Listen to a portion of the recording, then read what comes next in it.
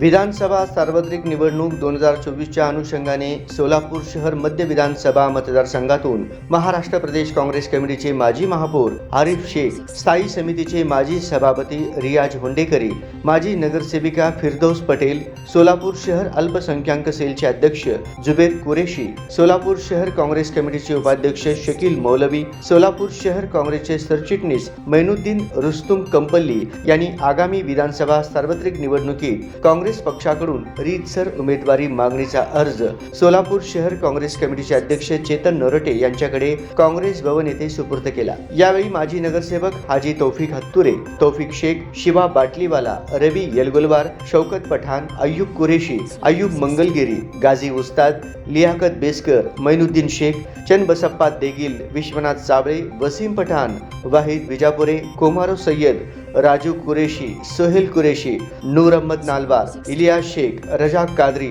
मुर्तुज काझी, बाशिद इंगळगी यांच्यासह इतर मान्यवर पदाधिकारी उपस्थित होते। अल्पसंख्याक विभागाचे शहराध्यक्ष जुबेर कुरेशी यांच्या माध्यमातून काँग्रेसचे मुस्लिम नेते एकत्रित आले असून शहर मध्य या सर्वाधिक मुस्लिम मतदार असलेल्या विधानसभा मतदारसंघातून उमेदवारीसाठी जोर लावण्यात येत आहे। आता नाही तर कधीच नाही या भूमिकेत मुस्लिम समाज पाहायला मिळतोय।